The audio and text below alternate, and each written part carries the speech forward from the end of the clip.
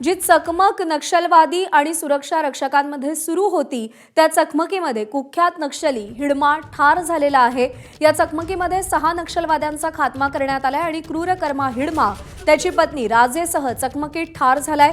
छत्तीसगड ओडिशा सीमेवरती ही चकमक सुरू होती आणि या चकमकीत 6 नक्षल्यांना कंठस्नान घालण्यात आलाय। हिडमा हा दंडकारण्य स्पेशल झोन कमिटीचा प्रमुख होता। हिडमावरती तब्बल 1 कोटींचं बक्षीस होतं, तर त्याची पत्नी राजेवरती 40 लाखांचं इनाम होतं आणि या दोघांचा सुद्धा या चकमकीमध्ये खात्मा करण्यात आलाय। एक मोठं यश सुरक्षा दलांना मिळालेलं आहे।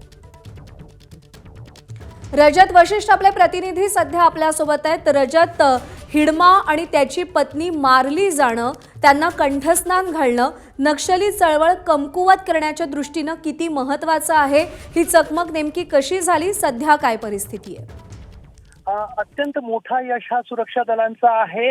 काल संध्याकाळच्या सुमारास सुरक्षा दलांना त्या संपूर्ण परिसरामध्ये माडवी हिडमा आणि त्याच्यासोबतचा जो संपूर्ण दलम आहे तो असल्याची माहिती मिळाली होती आणि त्याच्यानंतर एक मोठा ऑपरेशन जो आहे तो त्या भागामध्ये राबवण्यात आलेला होता आणि त्यामध्ये रात्रीच्या अंधारामध्ये 6 माओवादी जे आहेत त्यांना कंठस्नान घालण्यामध्ये पोलिसांना यश आलं आणि जेव्हा सकाळी सर्च ऑपरेशन करण्यात आलं त्याच्यामध्ये माडवी हिडमा आणि त्याची पत्नी राजे जे मोठे माओवादी कमांडर्स मानले जात होते त्या दोघांचा खात्मा केल्याच्या बातमीवर शिक्कामोर्तब जो आहे तो झालेला आहे।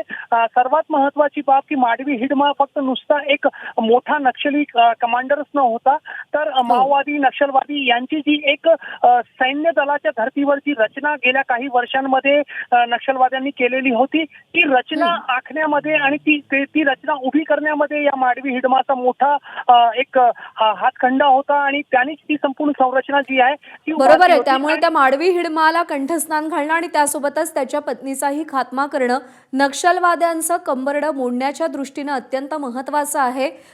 रजत, अपडेट जाणून घेत राहू। तुर्तास धन्यवाद दिलेल्या माहितीसाठी। एबीपी माझा, उघडा डोळे बघा नीट।